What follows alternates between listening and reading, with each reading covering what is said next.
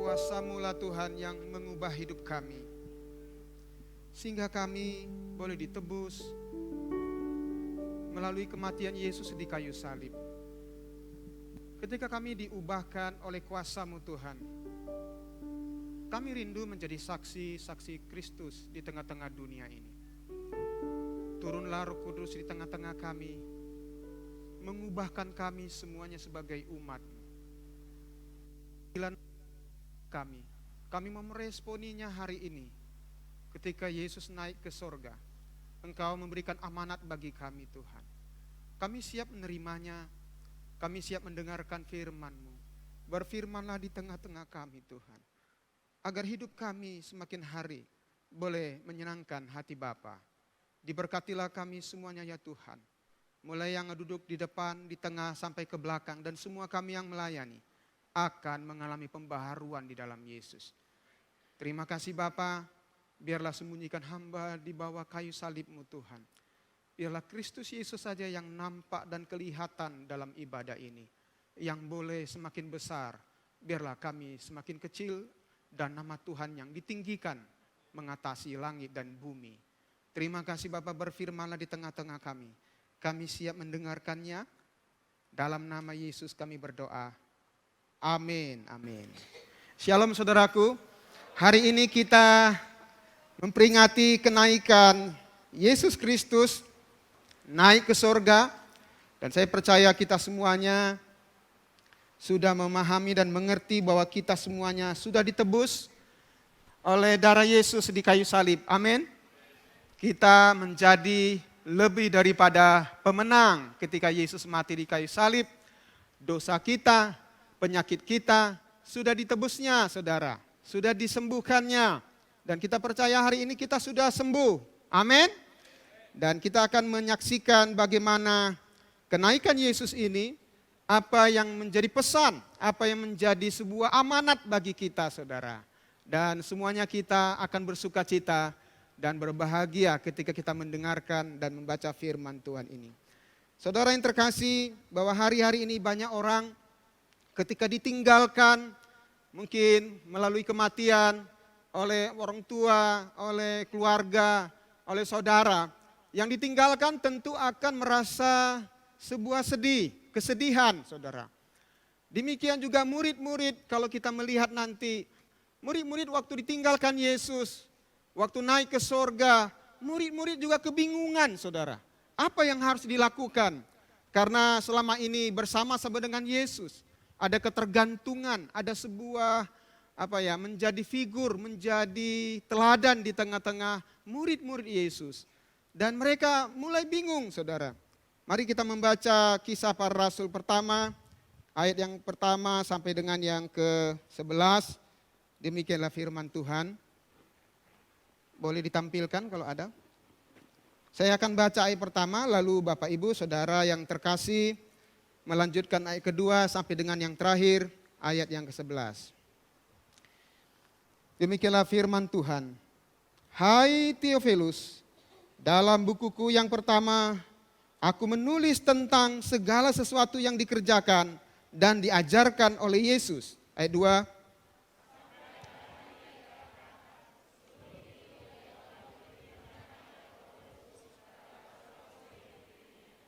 Kepada mereka ia menunjukkan dirinya setelah penderitaannya selesai. Dan dengan banyak tanda ia membuktikan bahwa ia hidup. Sebab selama 40 hari ia berulang-ulang menampakkan diri dan berbicara kepada mereka tentang kerajaan Allah.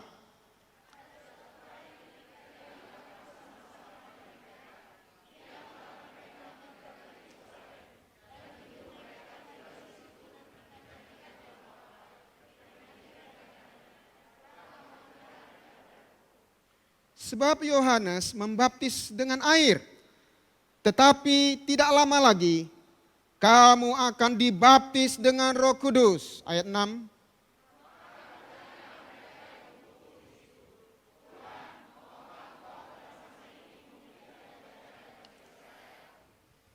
Jawabnya, engkau tidak perlu mengetahui masa dan waktu yang ditetapkan Bapa sendiri menurut kuasanya.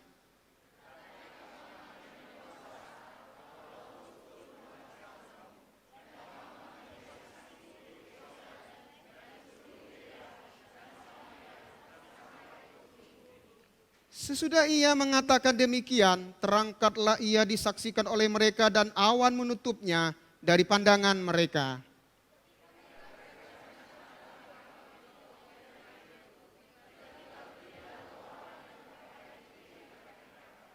Dan berkata kepada mereka, hai orang-orang Galilea, mengapakah kamu berdiri melihat ke langit? Yesus ini yang terangkat ke sorga, meninggalkan kamu, akan datang kembali dengan cara yang sama seperti kamu melihat dia naik ke sorga. Demikianlah firman Tuhan, berbahagialah kita membaca, mendengarkan, merenungkan firman Tuhan ini. Amin. Nah saudara, hari ini kita memperingati kenaikan Yesus Kristus naik ke sorga, saudara. Nah waktu Yesus naik ke sorga, pada waktu itu saudara, murid-murid mereka melihat Yesus naik ke sorga yang selama ini bertahun-tahun murid-murid boleh bersama-sama Yesus. Mereka menyaksikan bagaimana Yesus menyembuhkan orang buta, menyembuhkan orang yang lumpuh bisa berjalan, dan juga orang mengalami kerasukan setan dan iblis, saudara. Murid-murid sangat begitu senang boleh bersama-sama dengan Yesus. Tapi pada hari terakhir perjumpaan murid-murid, Yesus mengatakan dia akan segera meninggalkan murid-murid. Murid-murid kebingungan, selama ini bersama dengan Yesus, tiba-tiba harus ditinggalkan naik ke sorga, saudara. Mereka bertanya-tanya setelah ini apa yang akan terjadi. Tapi Yesus sendiri berkata, hai murid-muridku, katanya saudara. Selama aku akan naik, katanya saudara. Dia akan mempersiapkan dan meminta Roh Kudus akan diberikan kepada murid-murid saudara. Dan pesan yang terakhir berkata, biarlah engkau tinggal di Yerusalem.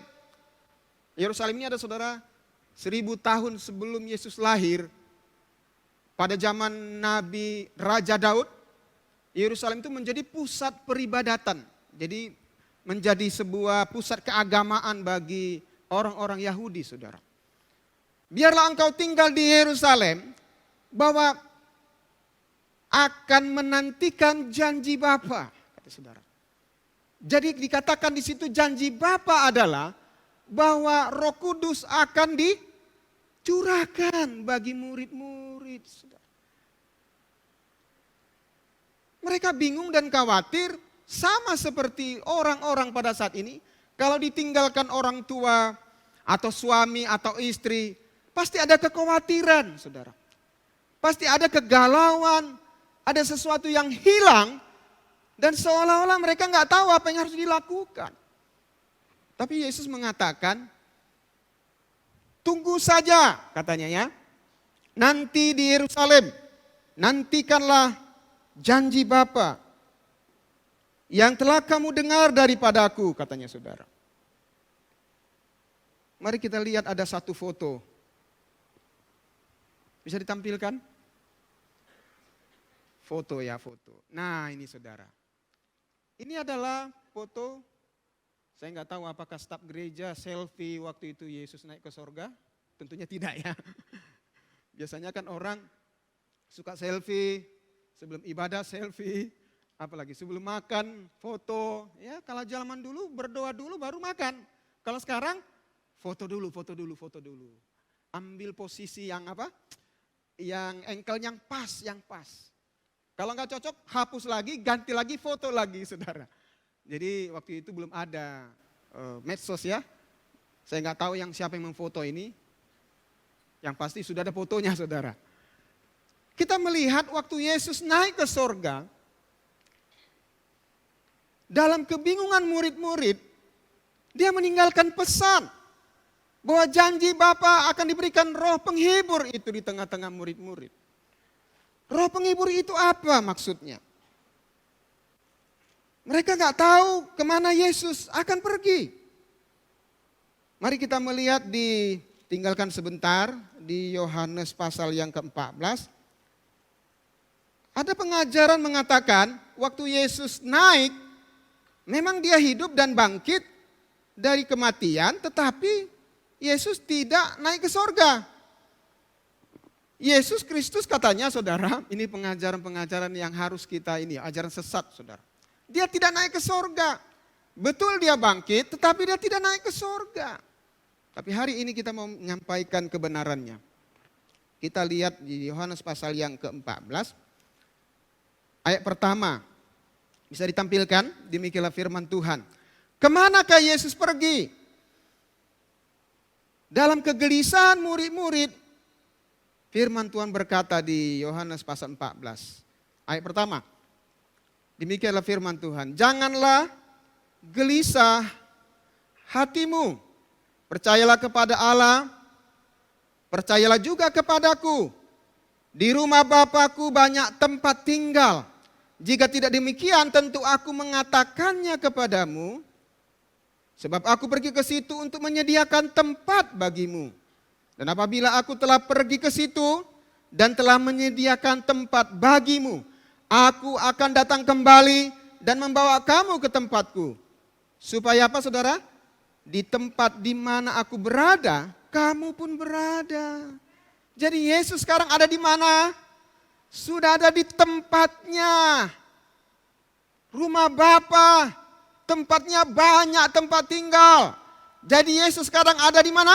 Ada di sorga, di tempat rumah Bapa. Allah itu dipanggil Bapa, saudara. Jadi Yesus sekarang ada di tempat yang maha tinggi.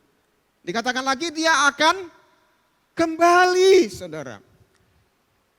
Dan dia juga menyediakan tempat bagi kita, saudara. Amin. Kalau saudara pergi nanti juga akan kemana tempatnya saudara? Di surga. Nggak kemana-mana, nggak ada yang gentayangan. Amin saudara. Pernah nggak dengar, oh rohnya nanti gentayangan. Kalau orang mati bunuh diri itu katanya apa? Rohnya gentayangan. Kalau saudara sudah disediakan tempat bagi Bapa, maka kita tidak akan ada di mana-mana bergentayangan lagi. Yesus sudah naik ke sorga, di rumah Bapa banyak tempat tinggal, saudara. Jadi kapling-kaplingnya sudah ada untuk kita semuanya. Jangan lagi engkau khawatir, jangan lagi engkau gelisah. Dan dikatakan di sini, sebab aku pergi ke situ dan menyediakan tempat bagimu. Ayat 3, apabila aku telah pergi ke situ dan telah menyediakan tempat bagimu, aku akan datang kembali dan membawa kamu ke tempatku, supaya di tempat di mana aku berada, kamu pun berada, saudara. Amin. Lalu Yesus naik ke surga, dia berkata, tetaplah di Yerusalem dan tinggallah di situ, ayat 4 saudara. Menantikan janji Bapa, demikian katanya, telah kamu dengar daripadaku. Saudara, apa sih menjadi sebuah makna kenaikan Yesus Kristus? Apakah dia hanya berkata say goodbye kepada murid-murid? Dia berkata saudara di ayat berikutnya. Mari kita lihat. Di ayat berikutnya murid-murid bertanya saudara. Tuhan, ayat 6. Maka bertanyalah mereka yang berkumpul situ, Tuhan, maukah engkau pada saat ini memulihkan kerajaan Israel? Jawabnya, engkau tidak perlu mengetahui masa dan waktu yang ditetapkan Bapa sendiri menurut kuasanya. Ayat 8 berkata, tetapi kamu akan menerima kuasa kalau Roh Kudus turun ke atas kamu. Dan kamu akan menjadi saksiku di Yerusalem dan seluruh Yudea dan Samaria dan sampai ke ujung bumi. Saudara, makna kenaikan Yesus Kristus ke surga, dia memberikan amanat. Saudara pernah nggak dikasih warisan saudara? Kalau orang tuanya, siapa sini pernah dapat warisan saudara? Waktu Yesus naik ke surga, dia juga meninggalkan amanat, meninggalkan warisan, meninggalkan sebuah pesan kepada murid-murid. Apa katanya saudara? Kalau Roh Kudus turun ke atas kamu, kalau Roh Kudus turun ke atas kamu, kamu akan menjadi saksi-saksiku. Di mana saudara? Di Yerusalem, di seluruh Yudea, Samaria dan ujung bumi. Tetapi murid-murid masih bertanya, sibuk dengan kerajaannya sendiri. Dia berkata, Tuhan kalau kau naik ke sorga, pulihkanlah kerajaan bagi Israel. Ini tanda bahwa perspektif murid-murid masih hanya memikirkan dirinya sendiri. Tuhan mau kita harus menjadi saksi-saksinya untuk memperlebar kerajaan Allah di tengah dunia ini. Amin saudara. Tidak lagi sibuk memikirkan bagaimana supaya kita semakin hebat. Tidak lagi memikirkan bagaimana kerajaan saya. Tidak lagi memikirkan bagaimana supaya semakin populerlah kita. Dengan WhatsApp, dengan medsos hari-hari ini. Berapa banyak orang mengatakan like dan berapa banyak kita ditonton oleh banyak orang di medsos. Itu tidak salah, tetapi bukan itu maksud Tuhan. Waktu dia naik ke sorga supaya kita semuanya waktu ditinggalkan Kristus, kita tidak lagi yatim piatu, maka diberikanlah roh penghibur itu bagi kita. Diturunkanlah kuasanya, rohnya, Roh Kudus itu adalah roh kebenaran. Supaya melalui roh kebenaran itu disingkapkanlah semua bahwa melalui Yesus dia mati oleh karya Kristus. Kita semuanya boleh diselamatkan, saudara.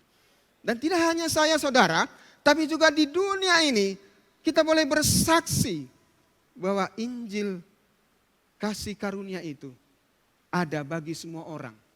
Yesus mati bukan hanya untuk saya dan saudara, tapi dia mati bagi semua orang, bagi semua suku, bagi semua bangsa, saudara.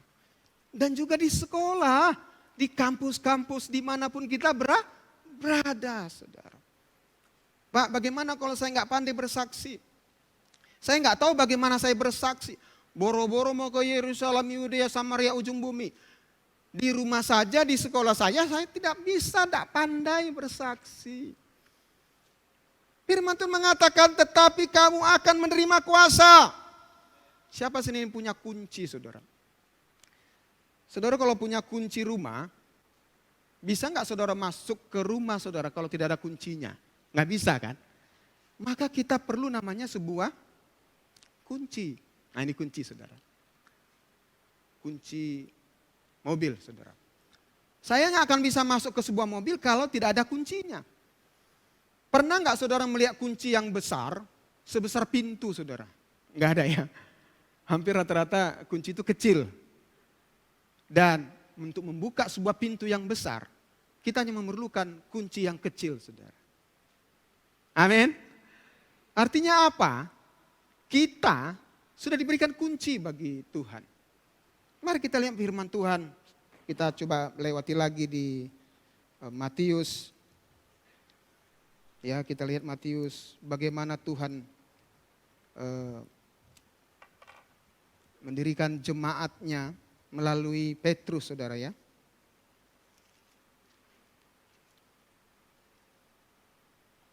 Matius pasal yang ke-16 ayat yang ke-18. Bisa ditampilkan? Mari kita baca bersama-sama. Dan aku berkata kepadamu, engkau adalah Petrus. Dan di atas batu karang ini, aku akan mendirikan jemaatku, dan alam maut tidak akan menguasainya.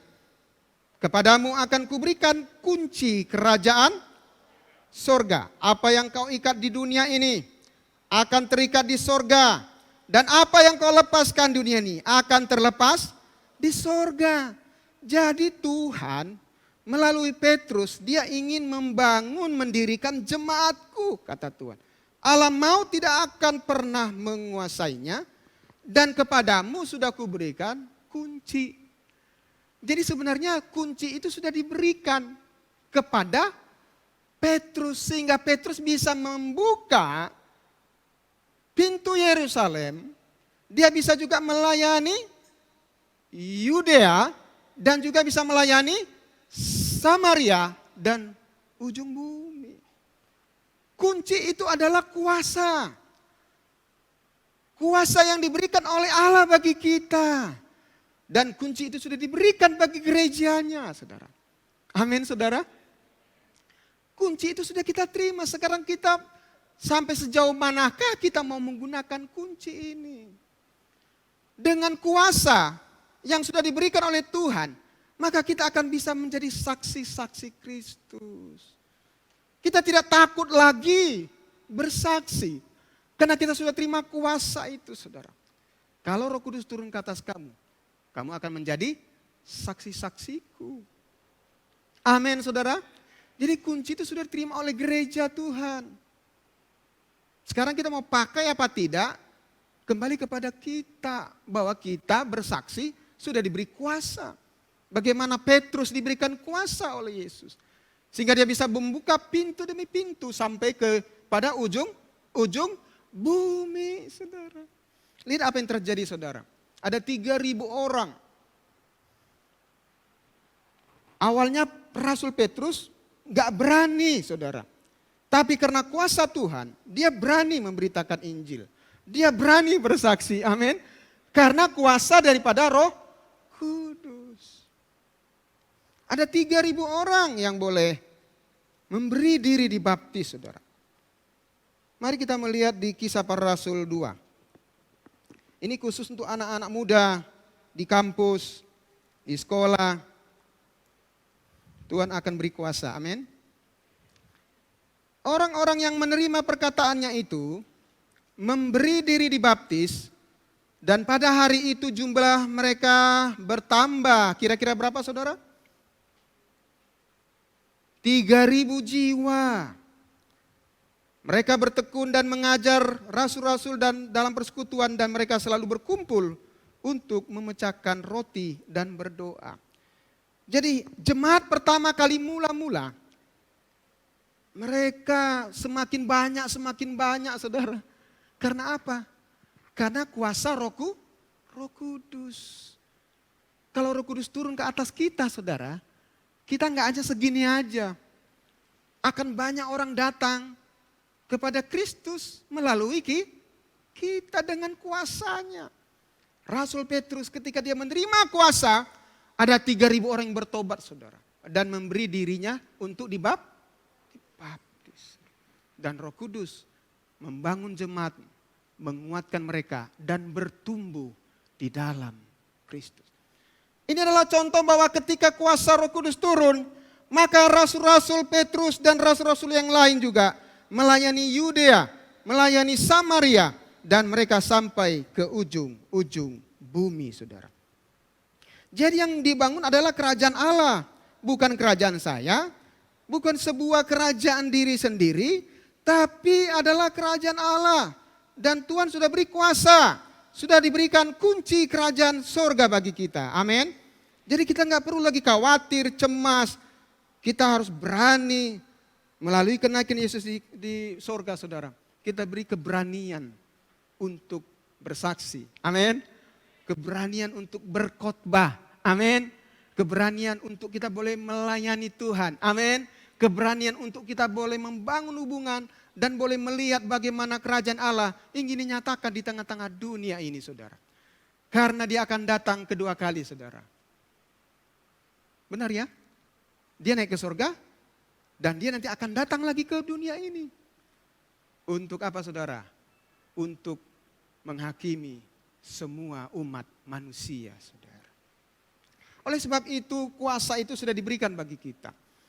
Gak perlu lagi takut, khawatir, cemas, kenapa Yesus pergi. Tapi lihat ketika Yesus naik ke surga.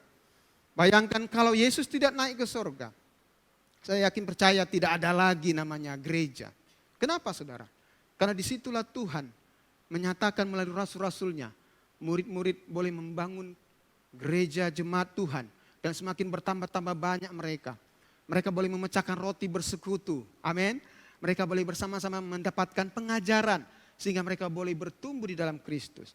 Jadi sebelum Yesus naik ke sorga, Yesus sudah memperlengkapi kita saudara. Oleh kuasanya saudara. Dan jemaat ini saudara akan diperlengkapi oleh kuasa untuk kita bersaksi bagi banyak orang. Bersaksi ini bukan hanya perkataan. Kerajaan Allah berkata bukan bicara dengan perkataan kita saja. Kalau kita boleh bersaksi di kampus, di sekolah kita, di marketplace, dimanapun kita berada. Kita tidak harus meninggalkan profesi pekerjaan kita. Amin. Kita bisa bersaksi di sekolah kita, di kampus, di marketplace, di bisnis kita saudara. Dimanapun kita berada, kapan saja, dan kepada siapa saja, kita boleh bersaksi saudara. Bersaksi dalam kasih Kristus. Bahwa Yesus sudah mati di kayu salib oleh kasih-Nya, karyanya yang agung. Kita boleh juga menerima kasih Kristus. Tidak hanya saudara dan saya, tapi juga orang-orang di kampus, di sekolah, dimanapun kita berada. Yesus juga mau mereka menerima keselamatan Kristus itu saudara. Dengan apa? Dengan kasih-Nya. Dengan kasih daripada Kristus. Yang kedua, kita boleh bersaksi di dalam. Tadi pertama adalah kasih-Nya, yang kedua adalah di dalam kehidupan kita sehari-hari. Di dalam perkataan kita. Yang ketiga, di dalam sebuah namanya kehidupan yang boleh menjadi terang di tengah-tengah dunia ini saudara. Kita harus berbicara tentang Yesus, berbicara tentang keselamatannya. Itu adalah Injil kasih karunia, bahwa kita harus menceritakan Injil itu. Dengan apa saudara? Dengan kita berbicara benar. Dan kita juga bekerja di dalam pekerjaan bisnis kita, bekerja dengan benar. Dan hidup kita benar saudara. Sehingga orang bisa melihat ada Yesus di dalam kehidupan kita. Sehingga gambar Kristus, gambar Allah nampak melalui kehidupan jemaatnya saudara. Amin. Dia naik ke sorga supaya gambar Allah nyata di tengah-tengah muridnya.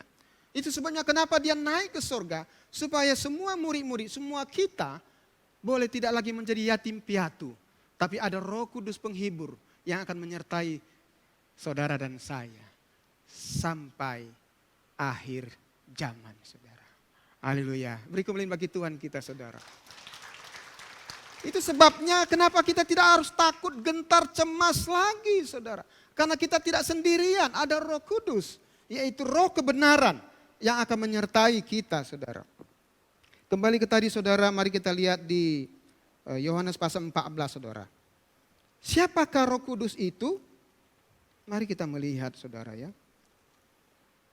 Tadi saya sampaikan di ayat pasal 14, sekarang kita melihat Yohanes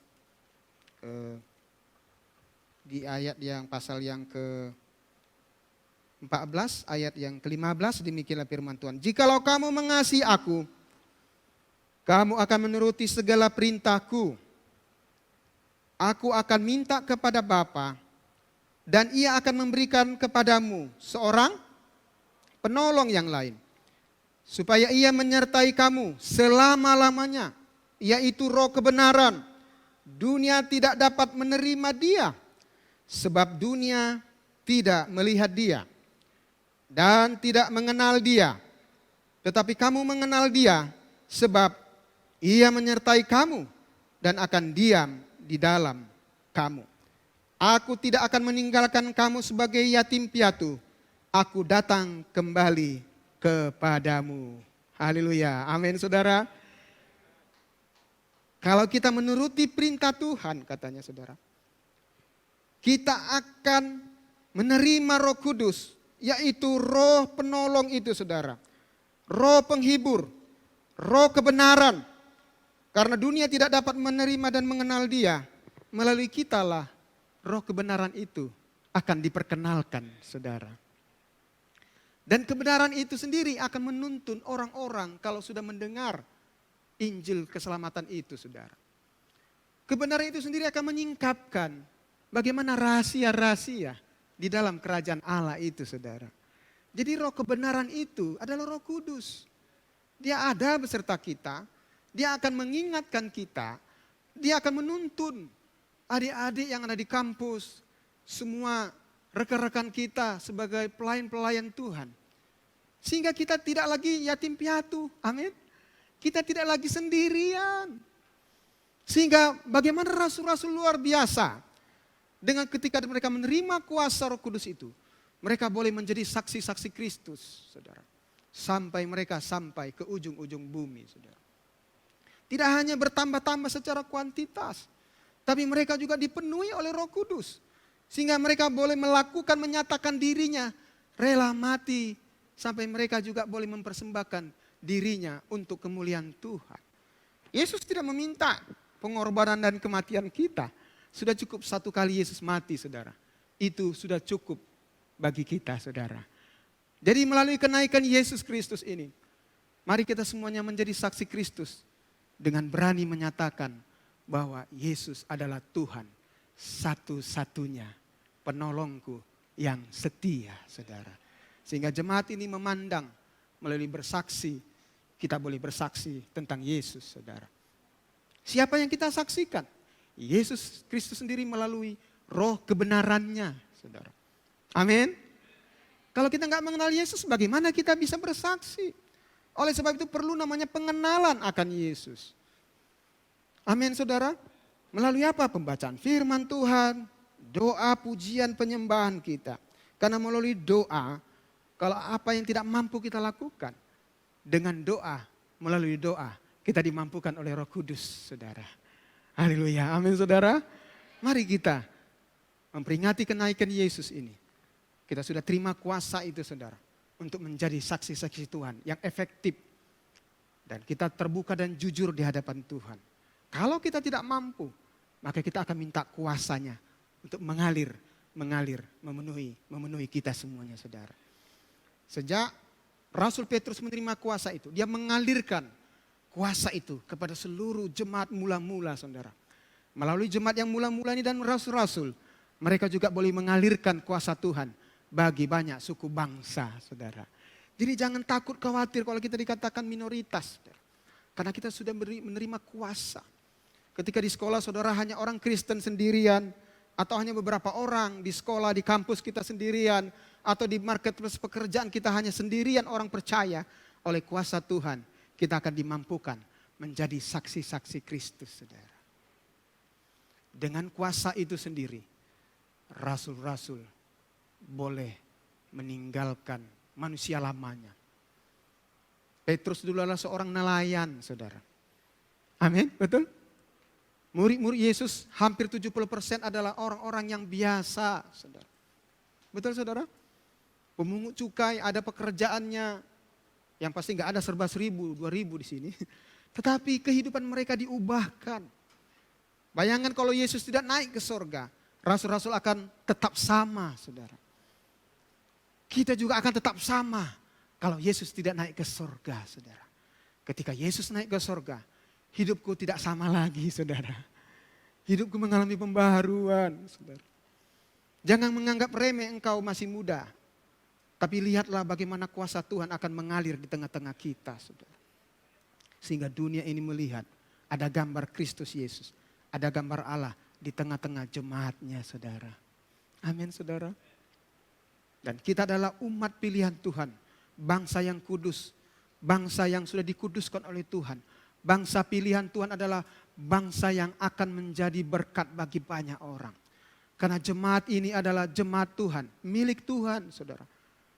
Kalau dikatakan gereja itu artinya orang-orang yang dipanggil, saudara. Dari kegelapan menuju terangnya yang ajaib.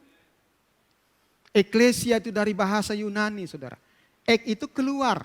Eklesia itu adalah dipanggil. Jadi gereja itu adalah orang-orang, sekumpulan orang-orang dipanggil oleh Tuhan. Dari kegelapan menuju terangnya yang ajaib. Jadi kita juga akan semua boleh menjadi gereja yang menjadi dampak di tengah-tengah dunia ini. Membawa orang-orang, rekan-rekan di kampus, di mahasiswa yang masih hidup di dalam kegelapan, mereka akan dibawa kepada terangnya yang ajaib. Sehingga kita mulai bersorak-sorai, memuji Tuhan. Karena terang Yesus sudah ada di kampus kita. Terang Yesus sudah ada di sekolah. Terang Yesus sudah ada di kota Pekanbaru. Terang Kristus sudah ada di perusahaanku. Terang Kristus sudah ada di keluargaku. Sehingga kita tidak hidup lagi dalam kegelapan. Karena kuasa Yesus sudah mengalir bagi kita. Dan kita tidak lagi tinggal di dalam kegelapan. Tetapi kita tinggal di dalam terang Kristus. Itu sebabnya kita boleh mempermuliakan nama Dia. Dimanapun kita berada, kuasa itu sudah kita terima. Amin, saudara. Ada lagunya, saudara. Boleh dinyanyikan? Aku terima kuasa-Mu, Tuhan. Mungkin satu orang bisa nyanyi? Ayo, saudara. Kita sudah terima kuasa itu. Dengan kuasa itu kita tetap bisa berdiri. Kenaikan Yesus di sorga. Itu memenuhi kita semuanya. Keyakinan kita akan Dia. Karena kuasanya begitu besar akan memenuhi kita. Dimanapun kita berada kalau sudah terima kuasa itu. Kita akan tetap berdiri teguh. Walaupun dunia ini tergoncang. Tapi kerajaan Allah tetap untuk selama-lamanya. Firman-Nya tetap untuk selama-lamanya. Tidak ada pengajaran yang sesat bisa menggoyahkan umat-Nya. Karena kita menjadi jemaat Tuhan. Di atas batu karang yang teguh. Dan kunci kerajaan surga itu sudah diterima oleh kita, saudara. Mari kita angkat pujian ini, saudara. Kami yang telah ditebus dengan mari kita makin berdiri, saudara. Yang kudus mengangkat pujian bagi-Mu. Kami bait kudus-Mu. Kami adalah gereja-Mu. kudus-Mu. Kami adalah umat-Mu, jemaat Tuhan. Di karya-Mu nyatakan Kau besar, kuasa-Mu besar. Akan memenuhi kami sebagai seorang mahasiswa. Akan memenuhi kami seorang pelajar. Kita akan berlari, saudara. Mendapatkan mahkota kekal. Kami terima kuasa-Mu. Terimalah kuasa Tuhan. Kami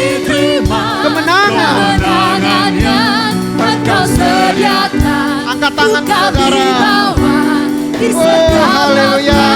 langkah. Kemanapun kita pergi, kemanapun kita berdiri, kami berdiri, kita akan terima kuasa-Nya. Dimanapun kami akan pergi, Haleluya. di situ Kami akan pasti menjadi saksi Kristus mujizat-Mu dimana kita berada. terjadi. Yes, ini kami Tuhan, umat-Mu Tuhan. Berikan kuasa bahwa mereka akan menjadi saksi-saksi Tuhan yang terbuka dan efektif di tengah-tengah sekolah. Aku berdoa Tuhan, turunlah kuasa-Mu memenuhi mereka. Mereka tidak lagi khawatir, tidak takut lagi bersaksi di tengah-tengah teman-temannya. Sungguh Tuhan memberkati semua pelajar-pelajar, youth, mahasiswa, SMA, SMP dimanapun berada. Sungguh Tuhan menyertai engkau oleh kuasa-Nya. Roh Kudus-Nya, roh penghibur, roh kebenaran akan menyertai engkau dari sekarang dan sampai selama-lamanya. Sebagai seorang mahasiswa, seorang mahasiswi, Tuhan juga akan mencurahkan kuasa-Nya memenuhi engkau. Biarlah kesaksian demi kesaksian keluar dari hatimu yang mendorong engkau keluar, mendorong untuk menyatakan kesaksian bagaimana Yesus yang sudah mati sebagai karya salibnya. Itu juga boleh ada bagi teman-temanmu di kampusmu, di universitas di mana engkau kuliah berada. Mereka boleh melihat ada gambar Allah di tengah-tengah hidupmu, gambar Yesus memenuhi engkau. Dan mereka menarik mereka datang kepada berkat Tuhan, menarik mereka datang untuk menyembah Tuhan, datang mencari tahu siapa itu Yesus Kristus. Demikian juga kita sebagai seorang profesi apapun yang kita miliki, sebagai pekerja di perusahaan, di pasar, pedagang, penjual, sebagai seorang dokter, polisi, sebagai seorang apapun kita, dimanapun kita berada, biarlah kuasa Allah yang maha tinggi akan turun memenuhi kita, sehingga melalui kenaikan Yesus Kristus ke sorga, memiliki makna dan memiliki kuasa di tengah-tengah kita, sehingga hidup kita mengalami perubahan, mengalami kebangkitan di dalam Dia. Kita menjadi saksi-saksi Kristus, sehingga Injil itu boleh diperluas, diperlebar, tidak hanya ke Pekanbaru, tapi juga Riau, Indonesia, bahkan sampai ke ujung-ujung bumi. Ada banyak jemaat akan dibangun di atas batu karang yang teguh, sehingga kami semuanya menjadi jemaat Tuhan milik Tuhan yang semakin melebar ke kiri ke kanan, sehingga boleh dibangunlah persekutuan-persekutuan di sekolah-sekolah, dibangunlah persekutuan yang ada di kampus dimanapun kami berada, sehingga kami berani oleh karena kuasa Tuhan menyatakan kuasa Tuhan di tengah-tengah dunia ini. Baik berkhotbah, bersaksi, ada kuasa Tuhan yang mengalir di tengah-tengah kami. Terima kasih Bapa, kami percaya firman Tuhan ini ada kuasa yang maha besar, karena Allah kami Allah yang maha besar, Allah kami maha agung dan mulia. Kuasa yang besar itu akan memenuhi kami semuanya Bapa. Terima kasih Bapa, terima kasih Tuhan. Kami terima kuasa-Mu Tuhan, kami terima kuasa-Mu. Angkat tanganmu saudara, Kami terima turunlah kuasa-Mu dari tempat yang maha tinggi. Kami terima kuasa-Mu. Ada tanda-tanda yang ajaib memenuhi kita semuanya. Kami terima Kau akan menginjak ular, Kau akan menginjak kalajengking, Kau akan berani karena kuasa Yesus sudah memenuhi kita semuanya. Kami terima kuasa yang maha tinggi akan membuka mulut perkataan kami, sikap perbuatan kami oleh kasih Kristus. Kami boleh membawa orang banyak kepada Kristus Tuhan. Terima kasih Bapa. terima kuasa-Mu.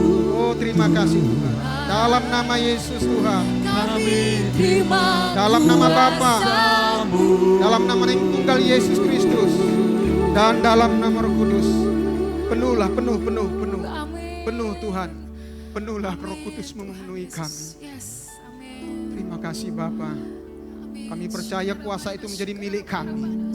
Kunci kerajaan sorga itu menjadi milik gerejamu. Jemaatmu akan menjadi saksi Kristus dimanapun kami berada Tuhan. Terima kasih dalam nama Yesus Kristus Tuhan. Kami sudah mendengarkan firman-Mu, berbicaralah di tengah-tengah kami. Silakan duduk saudara, renungkanlah firman Tuhan ini, karena dia akan membawa kita masuk dalam rencana dan kehendak-Nya. Terima kasih Bapa. Terima kasih Tuhan. Kami merenungkan firman-Mu ini Tuhan, memiliki kuasa di tengah-tengah kami, sehingga kami tidak gentar dan tidak takut lagi di tengah-tengah dunia yang begitu jahat dan begitu banyak orang-orang yang mayoritas yang mencoba menekan kami. Kami akan menjadi rasul-rasul Kristus dimanapun kami berada, menjadi rasul Kristus di tengah-tengah usaha pekerjaan bisnis kami, menjadi rasul-rasul di kampus dan juga di sekolah-sekolah Tuhan, sehingga nama Yesus semakin dimuliakan. Terima kasih Bapa, kami mengucap syukur untuk firman. Terima kasih Bapa. Terima kasih Bapa. Ku buka hati, Terima kasih Yesus. untuk jamaah-Mu, Jamah kami, bersama lembutkan hati kami, untuk kami boleh mengalami kuasa-Mu. Roh Kudus, ubahlah hati kami yang keras menjadi lembut, yang tidak berdaya dimampukan oleh Tuhan, menjadi jemaat yang melakukan pelayanan dengan sukacita dan beria-rialah kami semua. Terima kasih Bapa, firman-Mu yang berkuasa bagi kami. Dalam nama Yesus, haleluya Tuhan.